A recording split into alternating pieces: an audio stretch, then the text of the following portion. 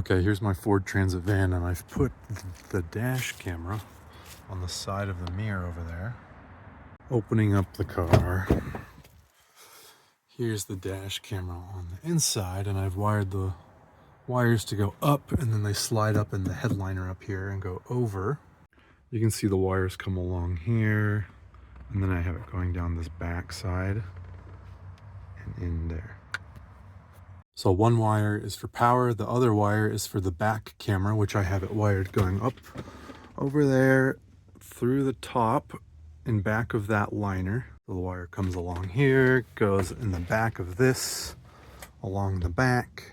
This back area is still a work in progress, but the wire comes along the normal wiring loom, and then I have it drop down to the window.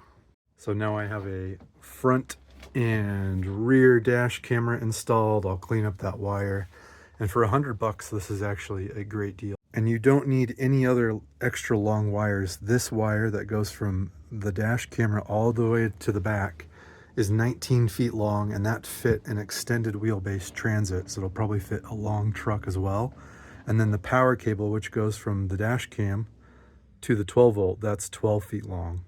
And that fits fine. If you have extra wire, you can just tuck it up into the headliner. So here's my view of the as the driver. This is not blocking my view at all, and I can see that display and still see my rear view mirror. And it's actually kind of nice. I have a limited view out my rear view mirror, even with windows in the back. But this is kind of nice because now I can see what's in back of the van all the time without needing to be in reverse to see the reverse camera.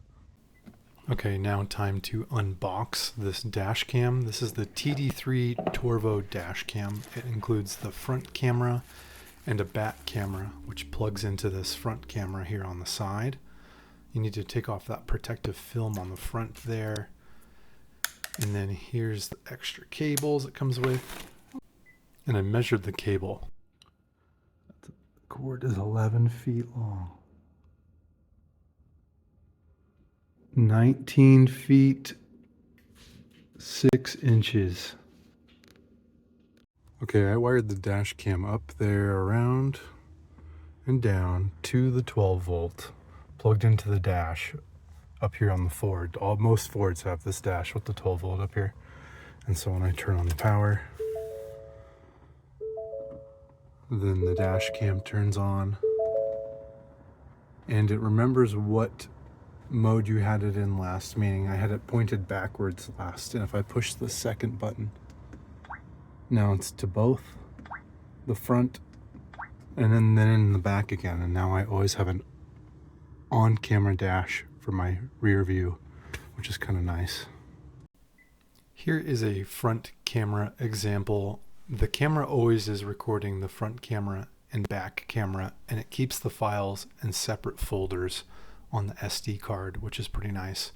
If you're watching this on your computer and playing it back, it really is HD 4K.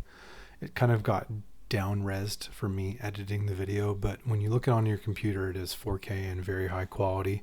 I like that it shows the miles per hour, and then also the Android app and iPhone app is really good. You can watch the cameras live from your phone if your car is on, and then you can also play back any video on your phone and download it straight to your phone, which is really nice. The playback is really nice, and it shows you the map where you were. So overall, for $100, this dash cam is great.